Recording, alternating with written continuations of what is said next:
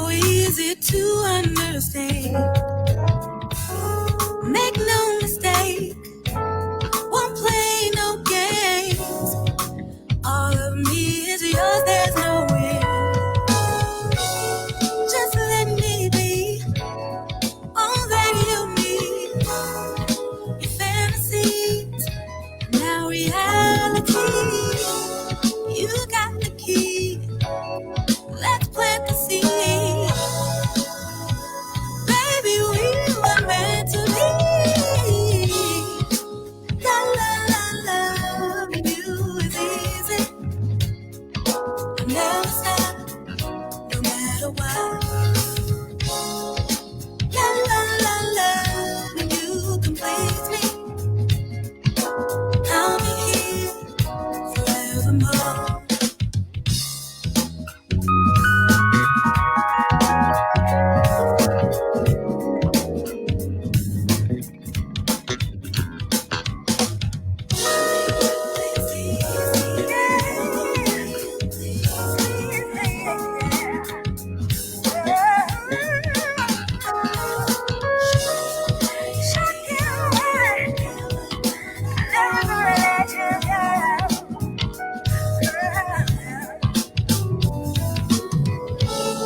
Just let me be all that you need.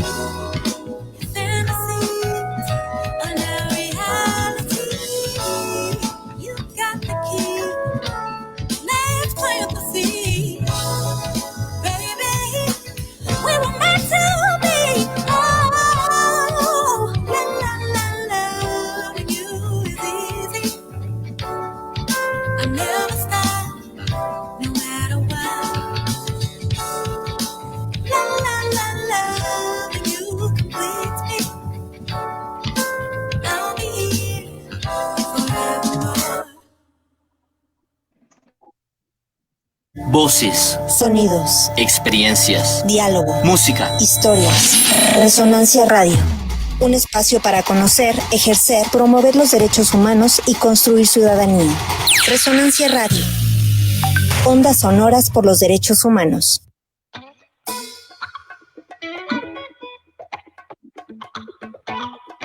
Hola. Hola, hola. Ya estamos aquí en otra emisión más. Bienvenidas, bienvenidos a su programa Resonancia Radio, Ondas Sonoras por los Derechos Humanos.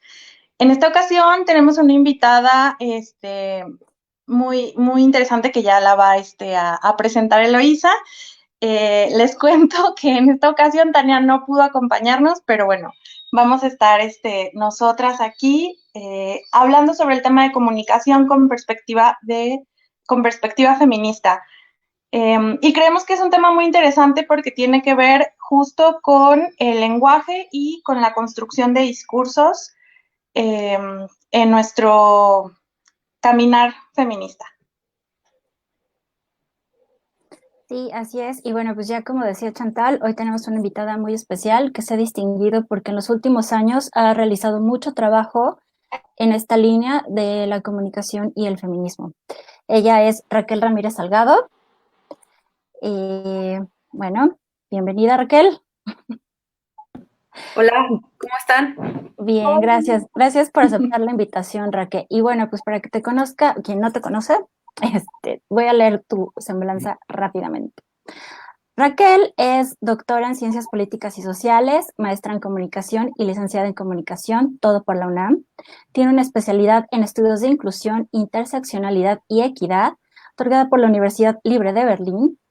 Ella ha sido docente, tallerista y conferencista bajo la temática de los derechos humanos, la perspectiva feminista de género y los medios de comunicación.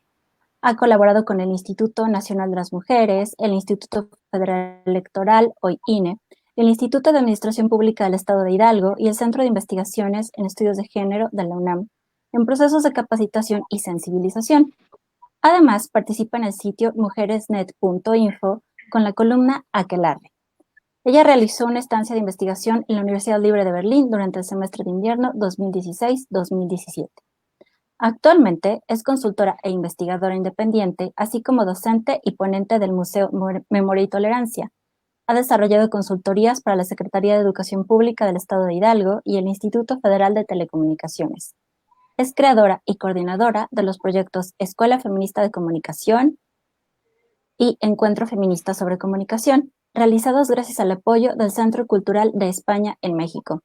Además, es colaboradora del Mecanismo de Protección Integral de Personas Defensoras de Derechos Humanos y Periodistas de la Ciudad de México en el rubro de Género y Comunicación.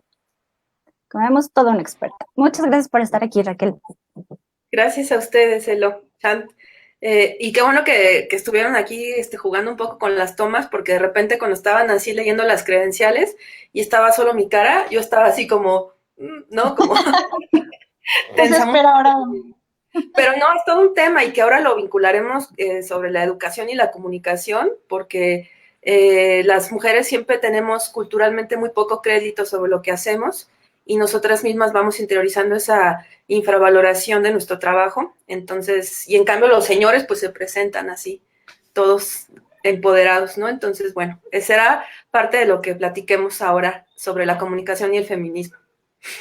Okay. Sí, exacto. Y bueno, queremos iniciar como generalmente iniciamos con nuestras invitadas, que es con nuestra pregunta de base. Para ti, ¿qué es el feminismo y cómo te has vinculado con él? Bueno, gracias, Chant, por la pregunta. Me parece también que es súper útil y necesario como punto de partida compartir nuestra experiencia dentro del feminismo. A mí como verán, y más adelante cuando lo recuperemos, la educación ha sido paradigmática, el tener acceso a la educación. Entonces yo aprecio mucho pues todo el trabajo que se ha construido desde las genealogías de las mujeres. Y comento esto porque a mí me gusta mucho lo que plantea la filósofa Amelia Valcárcel con respecto al feminismo, sobre todo en tiempos de tanta confusión y en donde yo veo que muchas compañeras manifiestan que su feminismo, mi feminismo, tu feminismo, etcétera, y pues no, el feminismo no es exclusivamente de alguien, sino que es una construcción colectiva. Entonces creo que la definición de Amelia Valcárcel es muy útil, como decía, muy elocuente, y es que el feminismo consiste al menos en 4 cosas, ¿sí? La primera es una filosofía en donde se hace una problematización de la esencia de las cosas, en este caso de la condición de las mujeres. La segunda es una teoría, es decir, que después de esta reflexión filosófica que pasa por el malestar que nos atraviesa a todas, viene la creación de esas categorías que nos van a ayudar a definir, a centrar el análisis sobre nuestra experiencia para que no se quede en lo anecdótico. Después necesitamos una agenda, que eso implica una serie de acciones que sabemos que tenemos que llevar a cabo para lograr objetivos muy puntuales. Y la cuarta cosa es un grupo organizado que sea capaz de movilizarse y que además comparta esa agenda y que lleva a cabo tareas, actividades en distintos rubros sociales, económicos, políticos, para que esa agenda se pueda materializar. Entonces, a mí me gusta mucho esta definición, estoy de acuerdo, me parece que es bastante integral y yo la he vivido así a lo largo de mi vida, ¿no? Yo tengo 15 años aproximadamente de haberme posicionado como feminista. Tuve mucho cuidado al hacerlo porque ciertamente estaba consciente de la responsabilidad que esto implicaba, ¿no? Y hasta la fecha me parece que posicionarme desde ahí es una gran responsabilidad. Y quisiera cerrar con algo que también comparto siempre y que además ha orientado mi trabajo, y es lo que alguna vez la doctora Norma Blázquez Graf nos dijo. Yo hace unos 10 años aproximadamente egresé de un diplomado que es, bueno, una tradición del CEICH de la UNAM, es un diplomado sobre feminismo por el cual hemos pasado un montón de mujeres. Somos varias hijas de las feministas del CEICH. Y cuando en ese momento la doctora Norma Blázquez Graf era directora del centro, entonces ella nos dijo en el cierre, en la entrega de diplomas, cuiden mucho lo que acaban de aprender, porque ha costado mucho trabajo construirlo. Y para mí eso fue determinante. Por eso yo no regateo en cuanto a cuidar del legado de las mujeres, compartirlo con otras mujeres y pues tratar de ser consecuente o al menos autocrítica. No me gusta la palabra coherente, porque es imposible. El sistema está hecho para que nos equivoquemos y seamos contradictorios. Y pues eso. Muchas gracias. Sí, Raquel, muchas gracias por esa respuesta tan amplia y completa. Y bueno, ya entrando propiamente al tema, yo te quiero preguntar, ¿qué sería la comunicación feminista? ¿Existe? ¿Cuáles serían sus características? Pues como bien ustedes nombraron el programa, a mí me parece que es algo que está construyéndose, ¿no? Dentro de la, digamos, genealogía académica dentro de la comunicación y los medios de comunicación, hay un recorrido bien interesante que comienza con Betty Friedan, ¿sí? Cuando publica La mística de la feminidad, por ahí de 1963, y que además sabemos que fue la antesala del feminismo radical en Estados Unidos. Ella ya hacía un análisis acerca de la representación de las mujeres en las revistas, ¿no? Ella se dio cuenta de que había una polarización dentro de esta representación, entonces había de dos sopas, o el objeto sexual, ¿no? O la ama de casa casi santificada, ¿no? Virginal.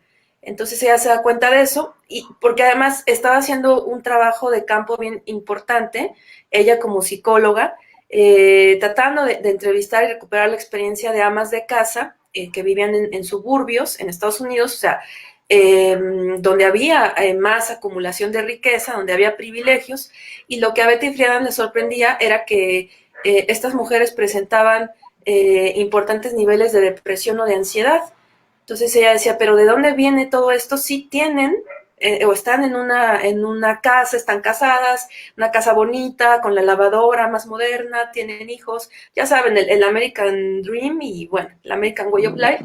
Y justo lo que a estas mujeres las deprimía y les generaba ansiedad era el confinamiento doméstico. A pesar de que tenían todos estos pseudo privilegios, pues en realidad ellas estaban dentro de un cautiverio. Entonces, Betty Friedan por eso consideró importante el estudiar el discurso de los medios para justo contrastarlo con la experiencia de las mujeres, ¿no? Y saber que los medios tenían un importante y siguen teniendo una importante influencia en la construcción de la subjetividad de las mujeres.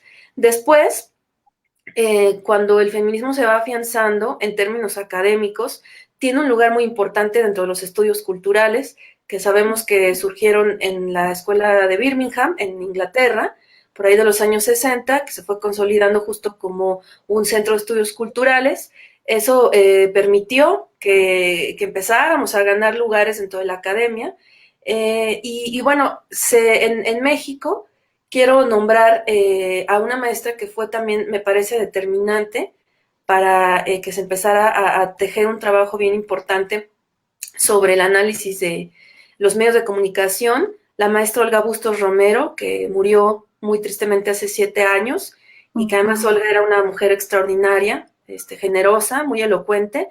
Ella fue de las pioneras en el análisis de las telenovelas en México, y también ella empezó a hacer un trabajo muy importante sobre estudios de recepción, estudios con las audiencias. Cada país, por supuesto, tiene sus propios estudios emblemáticos. Pienso en el caso en Estados Unidos, en Inglaterra, Janice Radway con Reading the Romance, por ejemplo, Angela McRobbie, que ha hecho un trabajo muy importante sobre el análisis de las revistas y la cultura juvenil. ¿Por qué menciono todo esto? Porque parecía también que el feminismo es algo que está solo de moda y que no tuviera una raíz o que no tuviera una genealogía. No, hay que entender que esta lucha ha sido de siglos y que sin duda el siglo XX ha sido paradigmático para que nuestro movimiento se consolide, también para que esté en riesgo, porque eso hay que decirlo, en un contexto neoliberal y capitalista va a estar siempre en riesgo lo que es genuino y lo que pretende además generar transformaciones.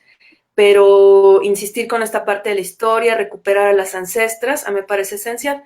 Bueno, toda esta problematización académica, por supuesto, no hubiera sido posible sin la presencia de mujeres valientes, comunicadoras, que se atrevieron a hablar de temas que eran tabú, ¿no? Pienso, en este caso, en la revista FEM, que fue la primera revista feminista, y que, bueno, pues sabemos que mujeres muy importantes por ahí pasaron. Alaide Fopa, que fue de las primeras directores y que tristemente fue desaparecida en Guatemala, Elena Urrutia, muchas de nuestras maestras como Elvira Hernández Carballido, Josefina Hernández Telles, Sara Lovera, que después fundan CIMAC, ¿no? Y bueno, que hoy día también es un referente importante. Entonces vemos una combinación bien importante entre academia, activismo, periodismo, comunicadoras y bueno, esta revolución desde la comunicación tiene un elemento muy importante en 1995 con la publicación de la Plataforma de Acción de Beijing,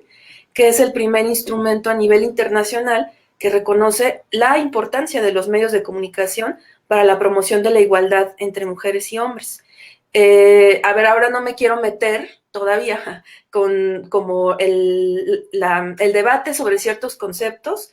Ahora estoy citando lo que dice la Plataforma de Acción de Beijing, porque sé que el concepto de igualdad puede ser problemático, pero ahora no estoy discutiendo eso, sino los hitos históricos, y que además me parece increíble que haya sido hasta el 95 que haya habido un reconocimiento internacional sobre este papel de los medios de comunicación. Entonces, esto que se traduce a que en realidad la discusión es relativamente joven, a pesar de que hay un trabajo de décadas, en realidad en cuanto a la agenda pública, este es un tema joven.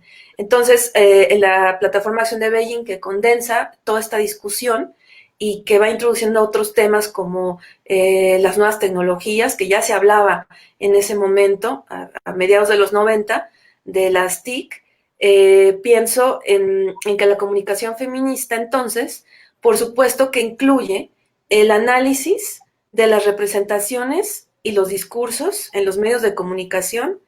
Hay un apartado muy importante en la Plataforma de Acción de Beijing que habla de la necesidad de que al interior de las industrias mediáticas haya condiciones dignas y equitativas para las mujeres, es decir, que estemos tomando decisiones al interior de los consejos de administración editoriales, pero que también seamos generadoras de contenidos, que se desmonte la división sexual del trabajo. También ya se habla de la reproducción de la violencia a partir de las nuevas tecnologías. Y yo sumaría una parte a mí me parece súper importante que tomemos en consideración al hablar de comunicación feminista, y es primero la construcción subjetiva que hacemos las mujeres de nuestra identidad y que va de la mano con la poca autoridad que le damos a nuestra voz, ¿sí? Lo mucho que nos cuesta trabajo pensar que estamos diciendo cosas valiosas. Yo como profesora me he dado cuenta de que en el salón de clases participan más los hombres, y veo las caritas de las chicas, y perdón, no las estoy infantilizando, sino que para mí son como, pues sí, mis hijas, diría Graciela Hierro, ¿no? Mis hijas simbólicas. Veo sus caritas y entonces sé que tienen la respuesta en la punta de la lengua, pero no la van a decir porque está el género ahí haciendo presión para hacernos pensar que estamos equivocadas. Entonces, eso debe estar dentro de este análisis y el paradigma de la comunicación feminista, y por supuesto también a partir de tener autoridad, hacer uso de la palabra como un derecho, porque somos la mitad de la humanidad, pensar en cómo interactuamos con otras personas, y también a partir de eso, cómo vamos generando contenidos y elementos simbólicos. Es un tema que, como verán, me apasiona y que creo que tenemos ahí un campo de oportunidad súper interesante. Por supuesto, como dicen por ahí, el camino al infierno está lleno de buenas intenciones, porque por supuesto que también es un tema muy espinoso, ¿no? Después de que se publica la Plataforma de Acción de Beijing, uno de los temas, que además hay temas en la plataforma súper innovadores. Hay un capítulo sobre la niña, por ejemplo, ¿sí? Que también, oye, hasta el 95 se habla de las niñas, y ya ven que aún así es un tema que está ahí arrinconado. Se habla de la educación, de la violencia, pero de los temas dentro de la plataforma, el que menos avances presenta es el capítulo J, que tiene que ver con medios de comunicación y género. Entonces ahí tenemos una súper chamba, desafiante, pero que es necesario. Qué bueno que, bueno, hiciste un recorrido como impresionante de todos estos, bueno, congresos y que ha habido acerca de análisis de comunicación y de los estudios de recepción, ¿no? Que es como básico para poder entender cómo se transmiten estos mensajes y cómo también encontrar mejores formas para deconstruirlos. Y hablaste también de las nuevas tecnologías, que es algo que también nos interesa mucho en este programa. Ya estabas hablando un poco sobre que en muchas ocasiones le damos poca validez a la voz de las mujeres, incluso nuestras propias experiencias, ¿no? Y pensando en esto y en todo este recorrido que hiciste, ¿cómo crees que se puedan cualificar, cómo se puede cualificar el tratamiento informativo de los medios de comunicación con una perspectiva feminista? ¿Cuáles serían las formas o las estrategias? Sí, pues mira, sin duda, y no lo digo yo, ahora voy a decir como en qué me baso para afirmar esto, pero los medios de comunicación tienen una gran deuda con las mujeres. Bueno, con muchos grupos, pero ahora que hablamos particularmente de las mujeres, tienen una gran deuda. Y creo que también es importante entonces que recuperemos toda esta historia de la comunicación feminista para que pensemos en las metodologías que han creado nuestras maestras, nuestras ancestras, nuestras colegas, ¿no? Voy a dar un ejemplo y ya después iré como desglosando cosas más puntuales. Pienso en el caso de este estudio que ya cité y que es además emblemático, Reading the Romance, que lo realizó Jan Bradway y que fue de las pioneras en estudiar las telenovelas también, porque pues antes ¿quién quería estudiar telenovelas? Nadie, porque se veía como un producto cultural de segunda o de tercera, porque mayoritariamente se creía que las mujeres las veían, ¿no? Entonces, si ahora, incluso aunque tengamos posgrado, nos menosprecian, pues imagínense a una mujer que es jefa de familia, que no tiene formación académica, pues mucho más se le desprecia, ¿no? Entonces, ella quería investigar, quería analizar cómo las mujeres construían su experiencia amorosa a partir del consumo de telenovelas, pero no hizo el clásico estudio de recepción de hueva, ya saben, ¿no? Así de vamos a un cámara GESEL, ¿qué opinas, no? Pues bueno, es que sí están de flojera, ya hay que, Sí, sí. no, digo, yo eso lo hacía en Acatlán cuando tenía 19 años, ¿no? Y que estoy estudiando la licenciatura, pero pues sí, chale, están muy de flojera. Entonces lo que ella hizo, sí, o sea, es que también la investigación feminista tiene que implicar, me parece, creatividad y además también cuestionar pues casi esta relación amo-esclavo que también está ahí presente cuando nos acercamos a hacer el trabajo de campo, ¿no? Así como si una llegara con la luz, así hacia sus informantes y no sé, o sea, eso tiene que cambiar, ¿no? O cuando llegas a una comunidad y saqueas emocionalmente a las personas y ya te vas porque ya vas a publicar tu tesis o lo que sea. Entonces, ella lo que hizo fue poner una convocatoria en el periódico para que las mujeres escribieran cartas anónimas. Fíjense qué maravilla de metodología, porque entonces, claro, ellas no se iban a sentir juzgadas porque a lo mejor, pues es que el galán de las 8:30 me hace pensar en mi novio de la preparatoria, ¿no? Que fue el amor de mi vida. Porque además viene el feministómetro de, ay, el amor romántico, no sé qué, porque la banda cree que criticar el amor romántico es repudiar cualquier expresión amorosa y no va por ahí el asunto, ¿no? Entonces, me pareció como un ejemplo súper bonito de cómo nos podemos acercar de una forma más amorosa, de una forma más ética, más empática con las mujeres, porque además como si no estuviéramos en ese carro nosotras. O sea, yo mi tesis de maestría, que igual fue sobre el amor romántico y los medios de comunicación, yo no escribí las mujeres son, yo puse las mujeres somos, porque yo sabía que yo estaba en ese carro igual, ¿no? Hacer el marco teórico fue, ya saben, el exorcismo, enojarme, llorar, patalear. Entonces, hay que buscar eso, metodologías más humanas. Además, hay que también, me parece, como que hacer análisis más elocuentes justo para poder detectar estos mensajes que muchas veces están velados y que se disfrazan en un contexto, como ya decía, capitalista neoliberal y que te lo disfrazan de empoderamiento, ¿no? Entonces, ojo, necesitamos eso, situar históricamente. Acuérdense que una de las cosas que tenemos que contrarrestar y criticar de la posmodernidad es esa ruptura tajante con la historia. O sea, está bien los relatos hegemónicos, nada más que, como dice Sheila Benjavid, resulta que la historia de las mujeres comienza a cobrar notoriedad en los 80.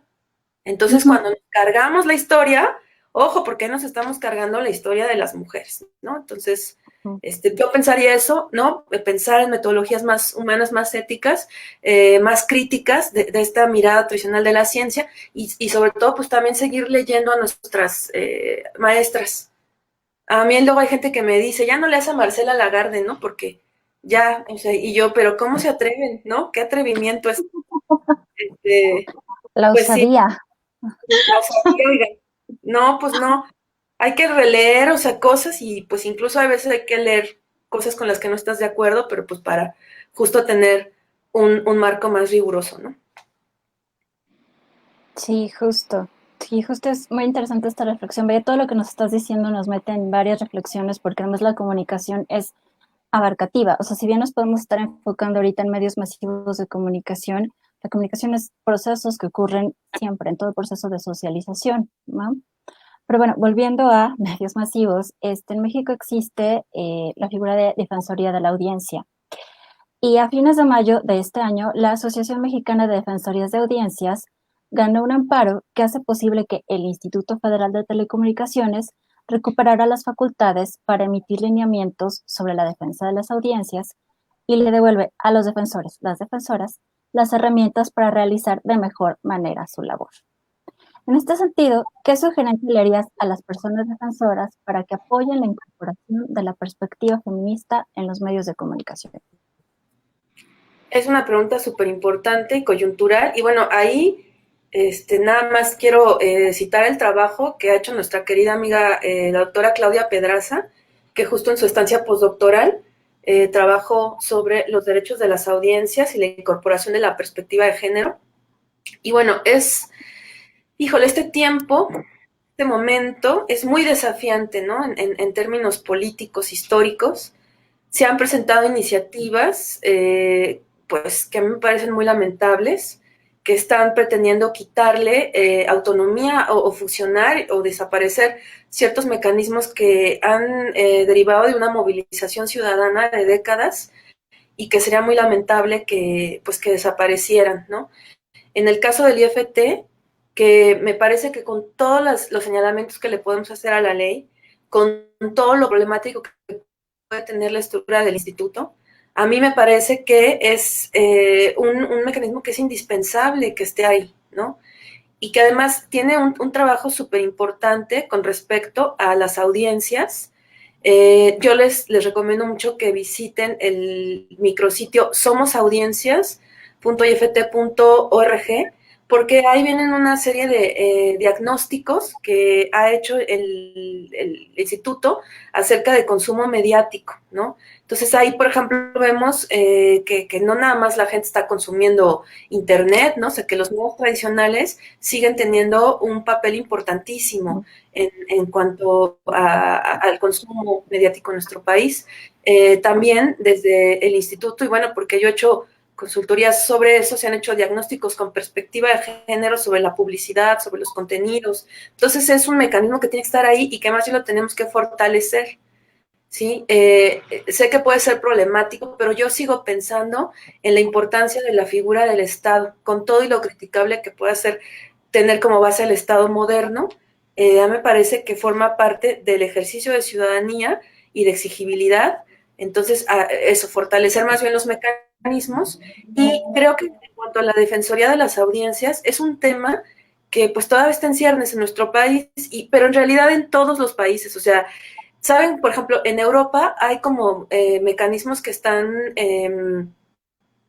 digamos, avalados por la Unión Europea y estos acuerdos colectivos, pero pues también Europa es súper diversa, o sea, pensar que Europa es lo mismo, pues no, y además creo que en muchos casos este velo de la supuesta igualdad no les permite analizar a profundidad ciertos fenómenos que ahí están. Pienso sobre todo en los países del norte, donde no existe incluso la figura de la violencia contra las mujeres, ¿no? Legalmente. Entonces, eso, o que asumen que porque está no hay una brecha digital tan importante, entonces ya por el simple hecho de tener acceso a las nuevas tecnologías, vamos a contar con ciudadanías críticas, ¿no? Entonces yo veo como, sí, en Europa está esto, pero es problemático, ¿no?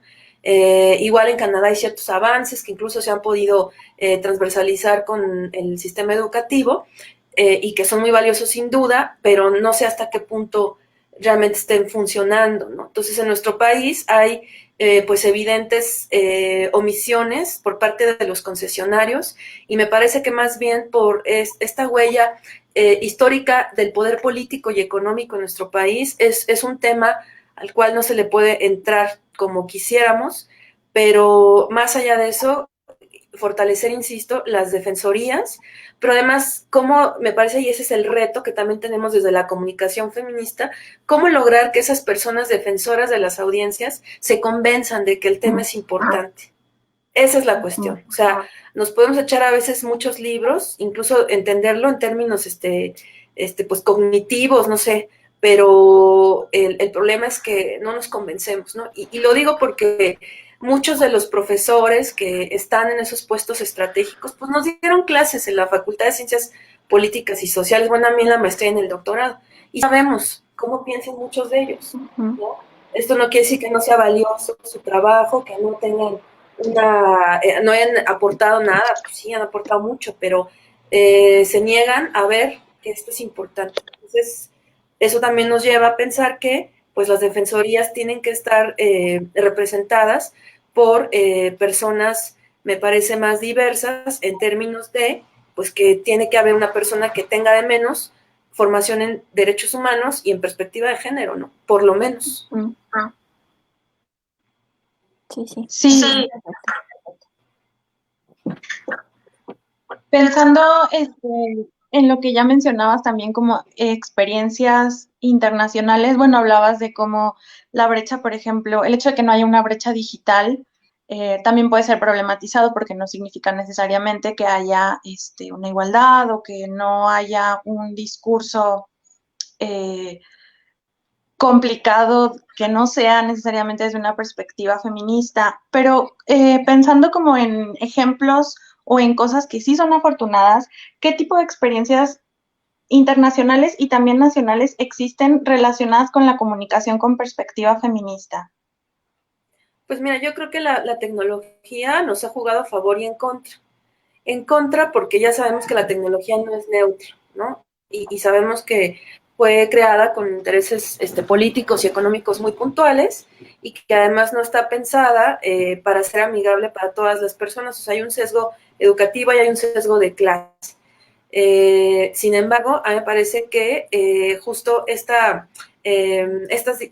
tecnologías digitales pues han posibilitado, por ejemplo, este tipo de programas, de espacios, ¿no? Que pueden ser más libres, a pesar de que no haya, o que esté en riesgo incluso la propia neutralidad de Internet, con igual estas propuestas infames que hacen desde los congresos, pero aún así me parece que nos da un margen importante. Creo que también un hecho súper afortunado es que el uso de las tecnologías nos ha permitido ver que hoy día el único movimiento social global es el feminismo y que también eso nos ha ayudado a entender las lógicas en otros países y también comprender cómo podemos encontrarnos e interconectarnos, ¿no? Entonces, por ahí hay algunas autoras como Nuria Varela que hablan de una cuarta ola. Yo no estoy tan convencida, honestamente, porque las olas, de acuerdo con lo que plantean en la reflexión filosófica, se van, digamos que transformando en función de que se van consiguiendo las reivindicaciones que se plantean.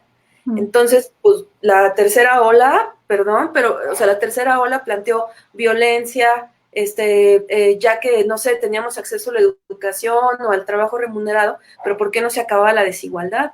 Eso es lo que planteaba en términos generales la tercera ola y pues es algo que no se ha resuelto, al contrario, cada vez estamos peor, o sea, tenemos un marco legal sobre derechos humanos de las mujeres y tenemos ahora 10 feminicidios al día, ¿no? Entonces,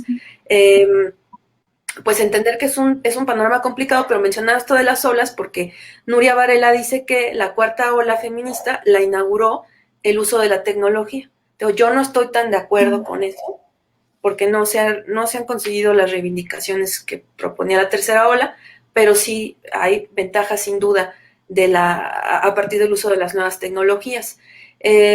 También a mí me parece, por ejemplo, casos como el de CIMAC, que tiene 30 años, ¿no?, de presencia.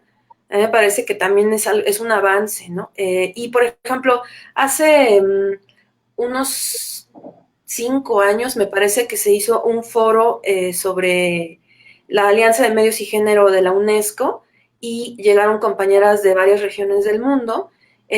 Justamente las compañeras de África traían ahí cosas muy interesantes, ¿no? Entonces, me parece que a veces dentro de, ¿sabes?, más complicado el contexto, sale más la creatividad de las mujeres, que tampoco estoy diciendo que reivindiquemos el sufrimiento, no va por ahí. Pero, ay, sí, porque luego se confunde lo que uno dice o se entiende otra cosa. No, yo creo que tenemos que romper con ese binomio mujeres, dolor, sufrimiento, pero eso, o sea, está presente la creatividad de las mujeres, ¿no? Y bueno, pues cierro con esto que quiero, o que siempre me gusta recuperar, que es el trabajo en América Latina de comunicación popular. Eso es bien importante. O sea, mucho antes de que existiera el Twitter o el Facebook, ya había mujeres que, siguiendo esta tradición de la pedagogía del oprimido, de las radios mineras en Bolivia o en Perú, ya estaban haciendo un trabajo bien importante para alfabetizar mediáticamente a las mujeres y que hicieran videos, fotografías, radio, ¿sabes?, comunitaria. En fin, también, ojo, sigamos por favor el movimiento de mujeres radialistas, que es súper potente y que está por ahí olvidado. Entonces, hay un montón de cosas, pero insisto, en todo lo que no es Occidente hay cosas bien interesantes, y también sería bien bonito que hiciéramos una genealogía desde América Latina, una genealogía propia. Ok, sí. Digo, insisto, todo lo que nos dices en red nos está abriendo como más ideas y todo. Pero volviendo a las cuestiones locales, sabemos que tú has hecho grandes esfuerzos por crear redes especializadas. Entonces, quisiéramos que nos platicaras más sobre los proyectos que has creado, que te has esforzado tanto y que han tenido sus ediciones previas y que seguirán teniendo, que son la Escuela Feminista de Comunicación y el Encuentro Feminista de Comunicación. Sí, pues bueno, Mielo, que aparte es una de las mujeres que más quiero en la vida, que es una gran amiga mía, sabe, ahí cuando le contaba mis locuras y ahí invadía los grupos de WhatsApp, entonces él lo sabe bien qué onda, y además, bueno, él es parte de la familia de estas tres cosas que hemos hecho. Bueno, resulta que, como les decía yo, a mí me cambió la manera de acceso a la educación, ¿no? Y pues bueno, yo soy soy heredera de la educación pública. Orgullosamente lo digo, que desde el kinder hasta el doctorado he estado en escuelas públicas, con todo y lo que puede ser problemático la escuela pública, el Estado-Nación mexicano, ¿verdad?, liberal, ya, eso ya lo sabemos. Pero aún así, para mí ha sido paradigmático el haber podido estudiar, sobre todo por mi condición de clase, que pues estaba todo programado para que yo no estudiara, ¿no? Entonces, para mí fue fascinante además que pudiera seguir estudiando y que con dinero público me becaran para estudiar una maestría y un doctorado. Y bueno, si de por sí ya lo tenía pensado, pues eso me comprometió al doble, y luego, siendo feminista, a pensar cómo demonios podía articular, ¿no? Y también siendo realista, o sea, lo de la edad. O sea, no por nada tengo 39 años, que, claro, luego me dicen mujeres más grandes, ay, estás muy joven. Y yo digo, pues sí estoy joven, pero también, oigan, ya, o sea, ahora sí que respeten mis canas. O sea, una también tiene ahí un camino recorrido, ¿no? Entonces yo dije, pues voy a ser realista. ¿Qué le puedo realmente ofrecer o qué puedo compartir con las mujeres? Conocimiento. Porque a mí me cambió la vida saber. Y además porque yo les decía, de hecho, por eso hace poco en mi Facebook publiqué una foto con mi mamá el día que me gradué de la universidad. Dije, ay, ¿saben qué? Ya, yo no me voy a disculpar por haber estudiado, porque además también luego me mandan al diablo cuando me quieren silenciar, o les cae mal que evidencio su ignorancia, y me dicen que soy una arrogante, que por qué no sé qué es. No, pues simplemente, oye, yo también decidí entre comer y comprarme un libro, pero decidí, ¿no?, comprarme un libro, pues. Entonces, les molesta, pero no tenemos por qué disculparnos, la verdad, por saber, por ser inteligentes. Ya basta de hacernos las tontas, para complacer a la gente. Entonces, para mí es una fuente de empoderamiento. Y ojo, porque hay gente que me dice, no me gusta el empoderamiento, pues porque no han leído qué es, no es esta cosa capitalista horrible que nos han hecho pensar, comprarte cosas caras y bolsas y zapatos. No, no es eso el empoderamiento, es algo mucho más complejo y hermoso. Entonces, insisto, yo pensé, vamos a ver cómo le podemos hacer. Y entonces yo empecé a colaborar, porque yo la tesis de doctorado la hice sobre educación para los medios, y empecé un trabajo súper bonito con chicas de la UACM Cautepec, que ya las conocí porque fui su maestra, pues ya después nos hicimos amigas, y hice como el trabajo de campo con ellas. Hice una metodología de educación para los medios con perspectiva feminista, y viendo ahí cómo el análisis de los medios nos permite problematizar otros procesos, ¿no? Entonces, a ver, no es nada más que nos pongamos a ver Bridget Jones para problematizar si Renée Zellweger se ve gorda o, ¿saben? No, o el señor Darcy, o sea, no. Obvio nos vamos a poner a ver esa película para problematizar nuestra propia condición. Entonces salen pues conclusiones bien interesantes de la reflexión colectiva entre mujeres, ¿no? Y bueno, otras cosas muy bonitas que pasaron en el transcurso de esa investigación, y yo quería seguir, ¿no? Porque decía, no, pues es que acá yo ya vi como una forma de ahí como promover ciertos procesos interesantes, y yo empecé a colaborar con el Centro Cultural España por ahí del 2014, y bueno, pues seguía así con talleres y no sé qué, y pues ya un día que me agarro al subdirector y le digo, oye, que es mi compa, y le digo, oye, pues aquí está esto, ¿qué onda? ¿No? ¿Qué hubo? Y me se puso, órale, pues, ¿no? Y entonces, gracias por la confianza. Y bueno, llegó después Isabel Ruz, que es la encargada del programa de Derechos Humanos y Género, y que Isabel es así como mi cómplice, y la amo, y bueno, siempre súper apoyadora. Y el año pasado lanzamos la Escuela Feminista de Comunicación, que tiene justo ese propósito de formar a las mujeres en teoría feminista, para impulsar proyectos de comunicación. Pero también se está gestando una amistad súper bonita entre todas, una red, nos vamos conociendo las chavas que empezaron en la primera escuela, después ya están como docentes, como talleristas.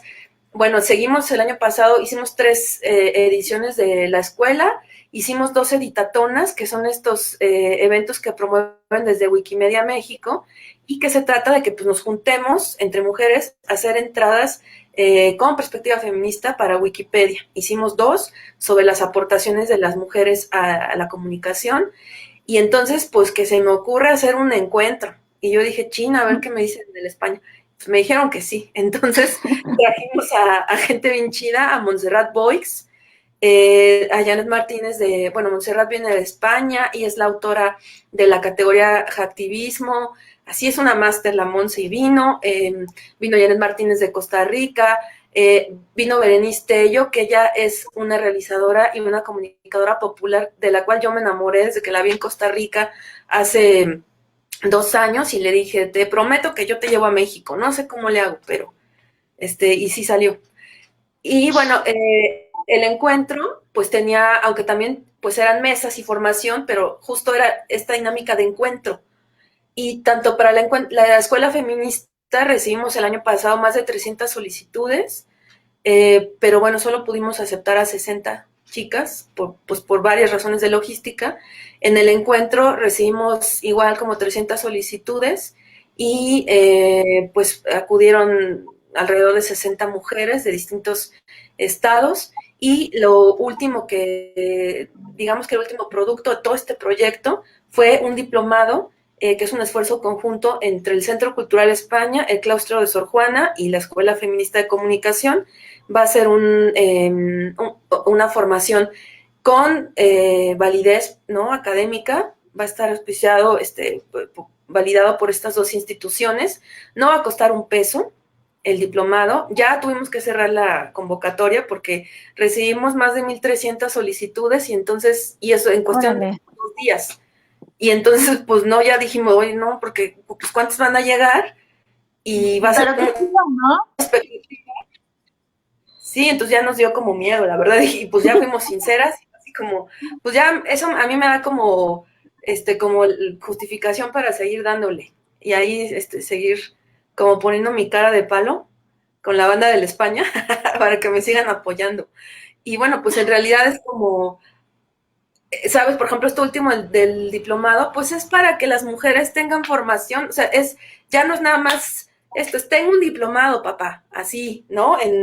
O mamá, bueno, no sus papás, sino así como cuando queremos callar a un señor, ¿no? A un señor, y es como, mire, tengo aquí mi diploma, ¿no? O sea, sí estudié, Herramientas, ¿no?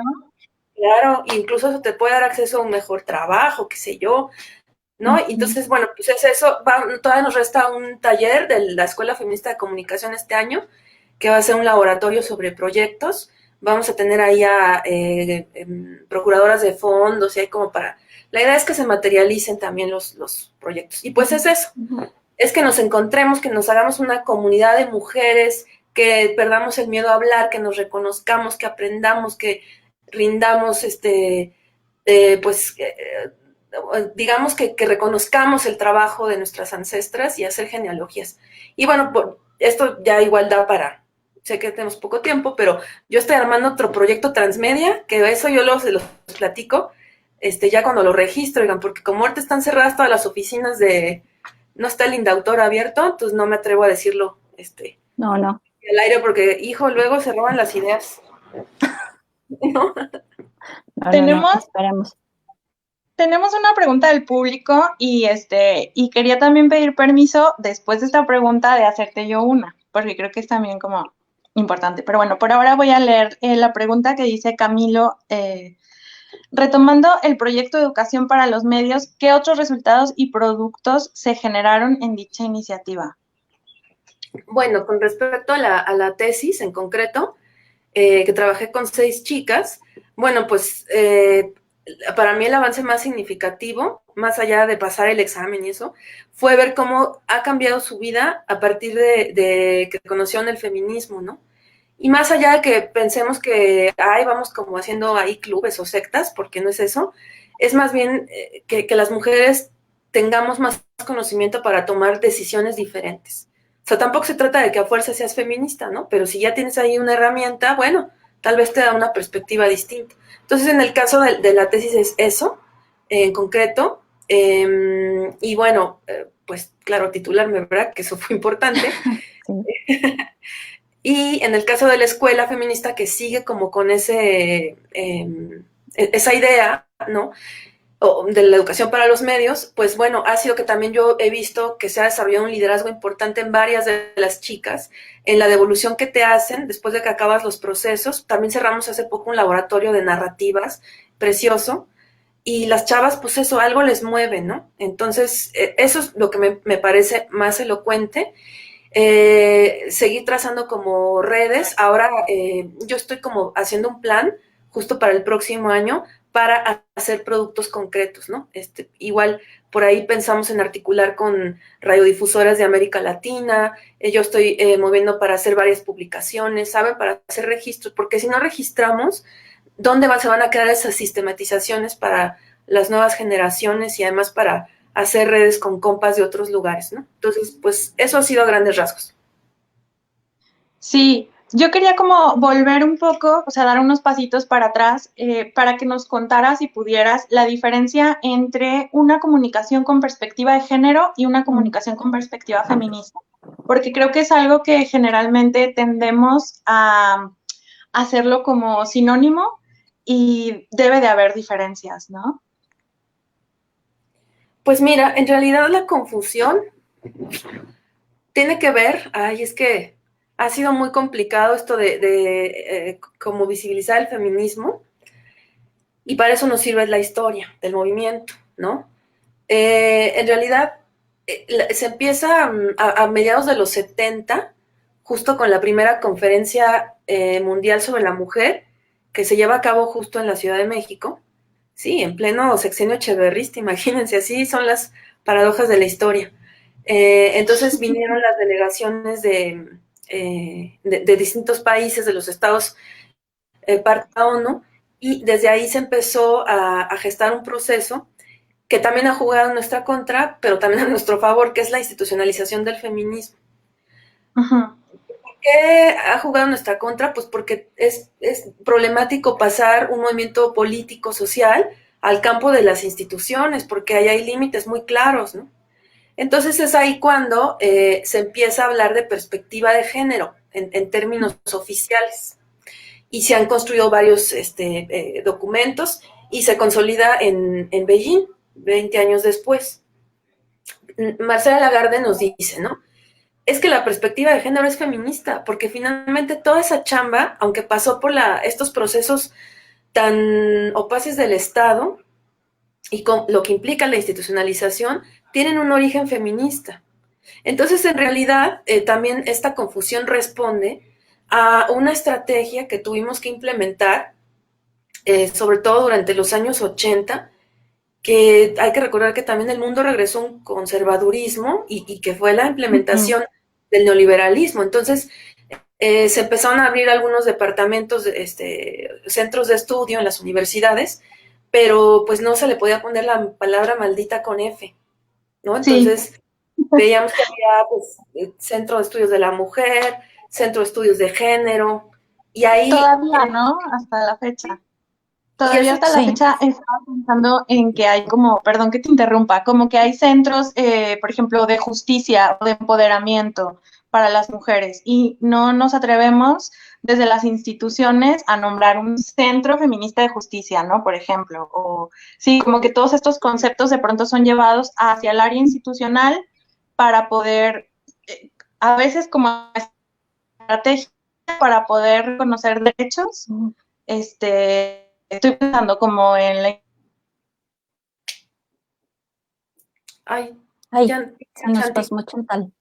Sí, ¿verdad? Pensé que era mi señal, pero no. No, o sea, pues no, pero bueno, o sea, seguimos con la misma idea, ¿no? De cómo el género se usa como una etiqueta que muchas veces queda cómoda, pero también muchas veces es usada como estrategia, ¿no?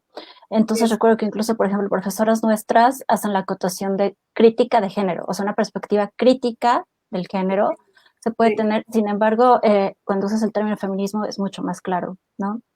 Entonces, pues ya esto que nos estabas diciendo, Raquel, o sea, por ejemplo, no sé si tuvieses algún ejemplo concreto o algo que quieras darse más claro para quienes no están tan familiarizados de cuál sería la diferencia con perspectiva de género y una con perspectiva feminista en la cuestión de los medios. Pues es que en realidad la perspectiva de género es feminista. O sea, no, yo, por ejemplo, soy reiterativa. Chantal, bravo. Perdón, Chantal, ¿ya habías acabado lo que estabas diciendo? Sí, estábamos como, decías que justo a veces se tiene que institucionalizar para que pueda pasar, ¿no? O que haya una transformación cultural. Sí, que es un arma de doble filo, ¿no? Que a veces son como mecanismos o estrategias que tenemos para garantizar o para como buscar derechos en políticas públicas y para eso sirven, ¿no? Como un poco como infiltrarse en el Estado, no sé, buscar como los mecanismos. Y en otras ocasiones, que también ya hablabas un poco de eso, ¿no? O sea, se puede generar bueno, no lo mencionaste como tal el término, pero yo pensé en un purple washing, como a veces desde las propias instituciones o desde los comercios o lo que sea, se va jugando con este discurso feminista y se va como generando, se va deslavando, ¿no? Para al final acomodarlo al sistema capitalista en el que vivimos.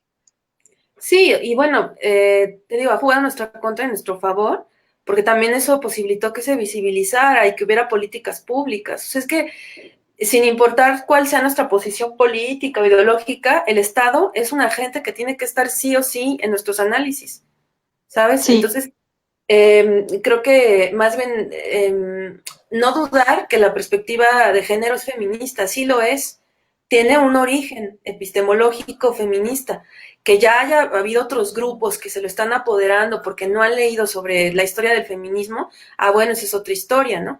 Es como también ahorita todo lo que está pasando con la categoría género, pues es que ya nuestras maestras lo reflexionaban, o sea, Teresita de Barbieri tiene este texto clásico que es Certezas y Malos Entendidos sobre la categoría género, y lo escribió en los 90, porque por supuesto que estas mujerzotas sabias sabían que esto iba a pasar. O sea, porque en la propia formación en ciencias sociales y en feminismo te posibilita hacer pues ciertas prospecciones sobre la dinámica histórica y política.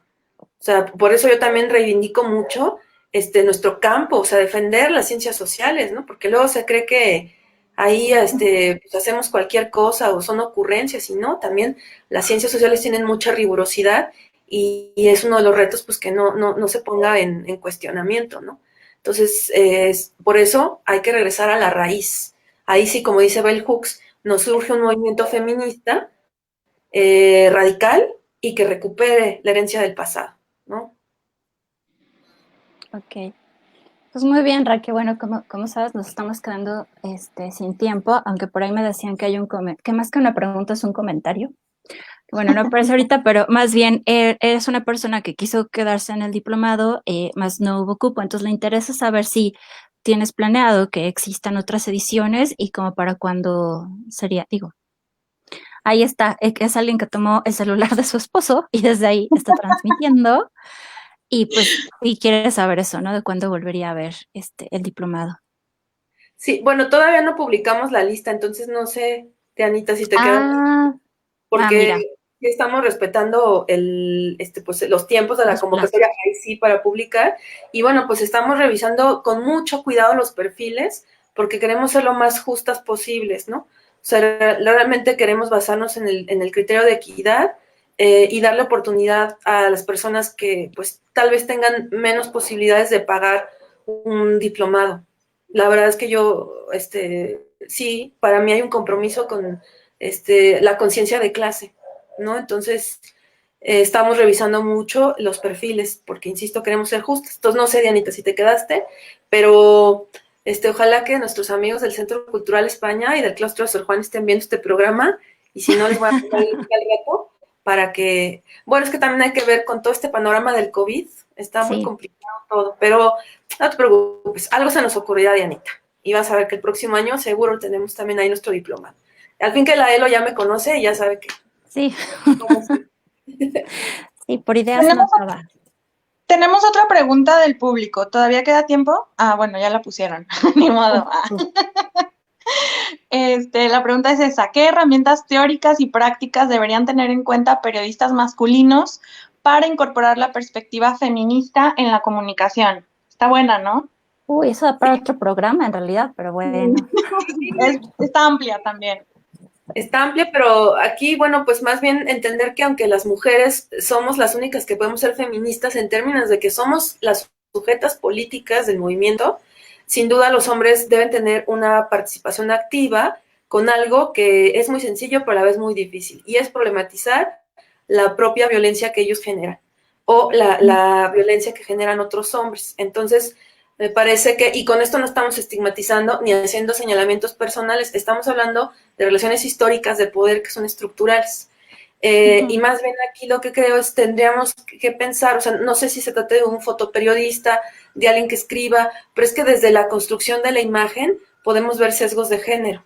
O sea, ¿qué queremos resaltar, no? O sea, por ejemplo, y sé que también está condicionado con los intereses de los medios, pero realmente cuando hablamos de un feminicidio, por ejemplo, ¿sirve de algo poner el cadáver torturado a una No, mujer? no. ¿No? Entonces, ahí tendríamos que pensar en la mirada que, pues, androcéntrica, machista, ¿no? Que tenemos todas las personas, pero que obviamente los hombres la reproducen desde un lugar, pues, con mayores privilegios que las mujeres por el hecho de ser hombres, ¿no?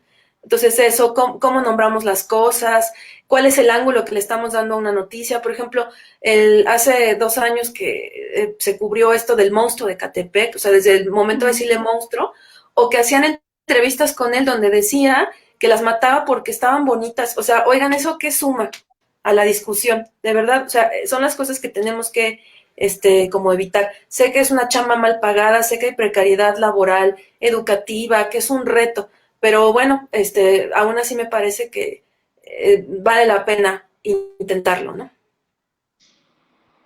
Sí. Y bueno, tenemos aquí también otros comentarios bonitos, como que siempre se aprende a ti, que hay que nombrar fuerte y claro el feminismo. Y bueno, otros tantos que esperemos que luego leas en la sección de comentarios de esta publicación. Y pues sí, ya nos estamos quedando sin tiempo, Raquel, pero bueno, esperamos estar en contacto, seguir construyendo redes contigo. y pues bueno, habrá más cosas en el futuro que se nos ocurran, porque las 6 personas que integramos este proyecto también por ideas nunca paramos, entonces pues a ver qué va saliendo. Muchísimas gracias, de verdad, qué bueno que pudiste estar, nos alegra un No, gracias montón. a ustedes. Perdón por hablar tanto. Y sí, ya les eché el Ah, ojo, para hacer ahí cosas juntas. Ay, nos vemos Sí, pronto. Gracias, gracias. gracias muy fuertes. Perdón por comerme el tiempo. no, no, no, al contrario, muchas gracias. Cuídense. Ah, Bueno, creo que decía que nos cuidáramos mucho, pero ya la cortaron. sí. Híjole, pues no, de verdad que me alegra mucho. Digo, yo a Raquel la conozco de hace varios años, hicimos juntas el seminario de epistemología feminista en el SAICH. Yo siempre le he admirado, o sea, aunque somos, bueno, yo soy un poco más grande que ella y en cuanto a generaciones de ingreso, estamos más o menos en las mismas. Yo siempre la he visto como una persona de la que hay que aprender muchísimo y sobre todo porque es muy generosa, ¿no? Incluso aunque todavía no éramos amigas, yo me atreví a preguntarle cosas porque yo soy psicóloga, trabajo cosas de cine, cosas que luego tienen que ver con comunicación, y ella sin ningún problema, y otras amigas, que también son comunicólogas, y que conocí ahí, súper generosas, se prestaban a dar información, se interesaban por el proyecto, o luego nos acabamos como defendiendo entre nosotras, ¿no? De la importancia que tiene, pues, analizar los medios, porque hay veces que, como ella ya mencionaba, ¿no? Se piensa que las ciencias sociales no son tan importantes, y dentro de las mismas ciencias sociales pareciera como en todo que hay jerarquías, y analizar los medios, hay quien piensa que no es tan importante, pero bueno, ya hemos visto que sí, por lo que hemos mencionado, los procesos de socialización, la comunicación. Entonces, todo lo que nos ha dicho Raque, como ya había dicho, no se vincula solamente a los medios masivos, cuyo poder está controlado por unos cuantos, sino también hay formas de apropiárselos, pero también como audiencias hay formas de exigir otros contenidos, otras formas de realizar.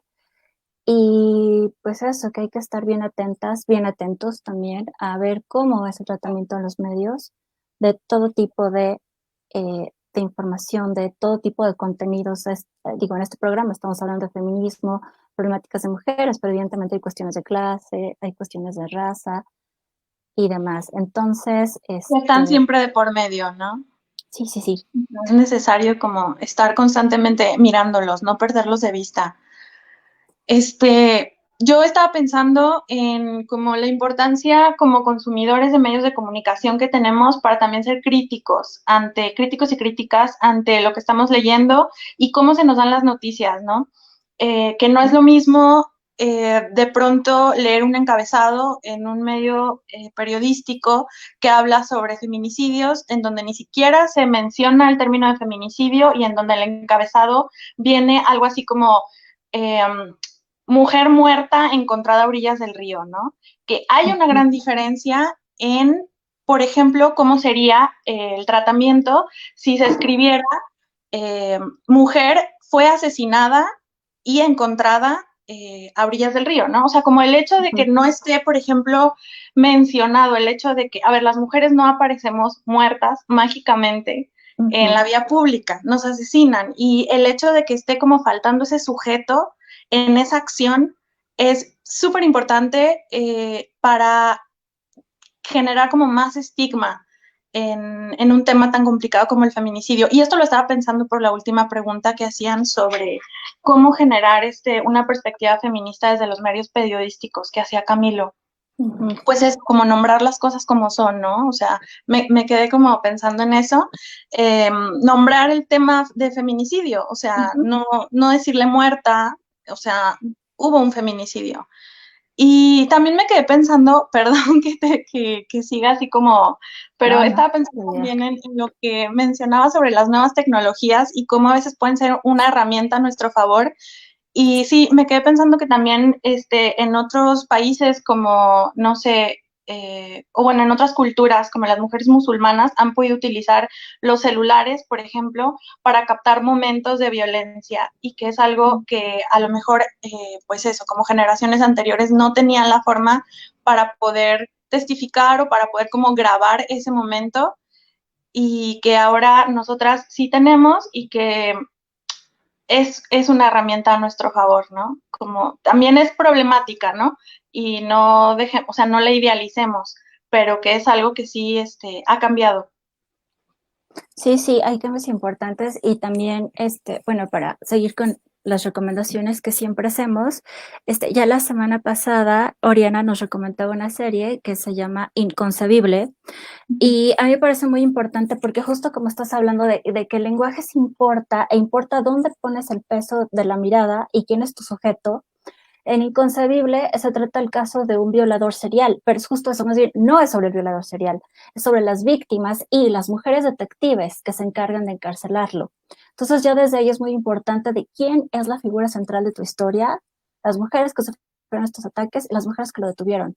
El agresor sí es un personaje más, pero vaya, ¿cuántas otras películas hemos visto donde la mirada central está colocada sobre quien comete el crimen y por tanto se genera una empatía con él y nos simpatiza y demás, ¿no?